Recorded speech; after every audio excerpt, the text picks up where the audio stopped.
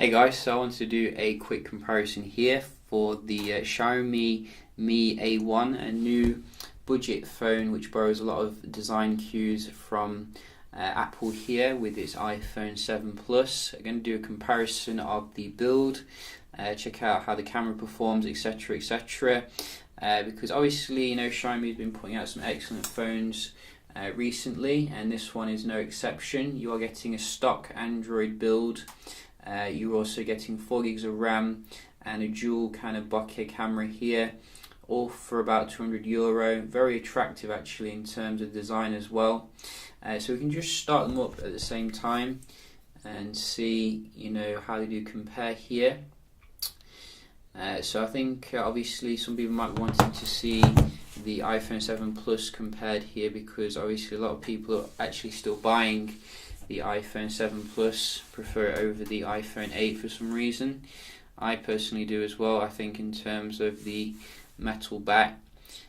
So in terms of the Xiaomi, I think this is their first stock Android phone, and you will notice how it does differ actually from like the startup, where it actually comes up to enter a SIM, which I find quite annoying actually. Hopefully they'll disable that on future updates. But a pretty awesome thing I have noticed with the Xiaomi is that basically the updates like install in the background, so you don't have to faff around with the updating too much. You did see that pop up there, but I got rid of it quite quickly. In terms of the actual software here, you can see nice stock kind of build, quite close to actually what you're going to get with Google's own phones. So if you are a fan of that and a fan of the quick updates, you're going to particularly enjoy, I think, coming here to a clean software build. In terms of the actual display, I'd say it's probably a little bit not quite as good as what you're going to get with the iPhone here. It does the job. I think it's full HD, so about the same kind of pixel density. And if I am, going to be nitpicking, I think the iPhone does a little bit better in terms of the maximum brightness. I think we have them both on pretty much the brightest here, as you can see. So you're going to be able to see, the phone outdoors. It's going to be pretty good in that respect. But I think they could have put an OLED in there. I definitely think if Lenovo can do it with the P2, then Xiaomi can start using OLED.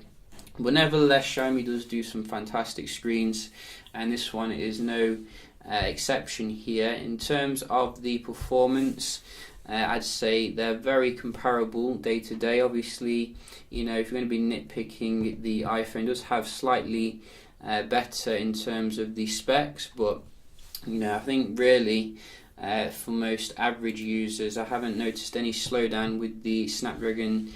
I think it's 625 in there. Very efficient processor, probably among the best when it comes to the efficiency, like the power and the battery draw. So again, very wise choice if you ask me in terms of the processor. Much better than what you're going to get in like Nokia's Nokia 6, which comes with the 400 series processor. So pretty nice choice there.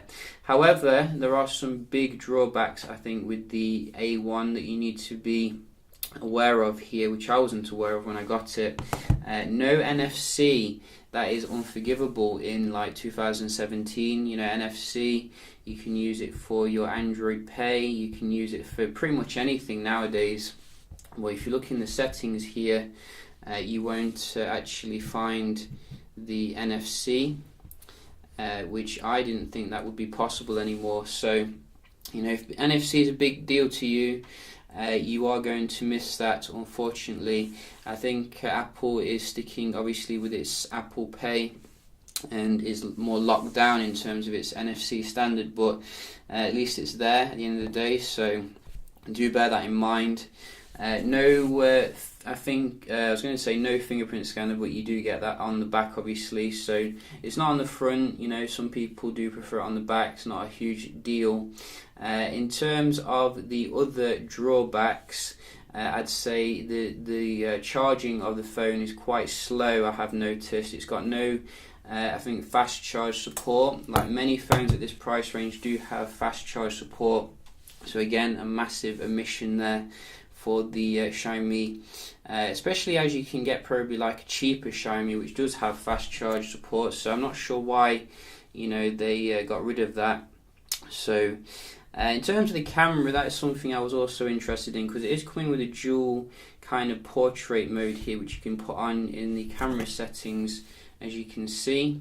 Now, I'm going to be honest with you, you know, I think I found it extremely temperamental to use day to day, and it was so annoying actually. I just felt like turning it off and just sticking with the you know, the normal kind of camera setup. I don't understand why manufacturers, you know, they put this fancy tech in, but they don't actually optimize the experience. I would have much rather like a camera on the level of the Galaxy S6 or something than what they've done here.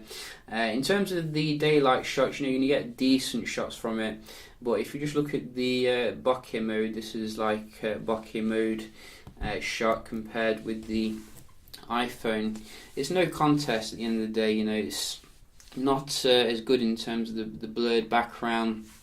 If we actually look at some other shots here that we did do, I'd say, you know, it's very decent, but the colours aren't quite there, I don't think, with your iPhone kind of standard here, which is still a very good shooter. Probably not as good as the iPhone 8, but you know, you can see here low light as well, quite lacking really. I don't think it has optical image stabilization, so you know, you are going to suffer a little bit, but for most people it will do at the end of the day. You know, it is a €200 phone, but just don't expect anything too magical here. Same can be said as well for the video recording. You know, it can't hold a candle to a more expensive phone. Here you can see it's dark, underexposed, and doesn't support the best stabilization, but it's decent at the end of the day. You know, it's not a huge kind of deal, but I was expecting a little bit more for the price range, because you could get the Moto G5 Plus, which has a fantastic camera at the end of the day. So yeah, just a quick little review here of the Xiaomi Mi A1. I'm very actually interested in this phone because it has stock Android on board, and I think it's a good direction for Xiaomi to go, particularly as, you know, phones are getting more expensive. So companies like Xiaomi can make some headway here. Indeed, I will be doing some speed tests with it and checking out the gaming as well shortly, so do stay tuned for that. Hope you found the video helpful, and I'll see you in the next one. Cheers.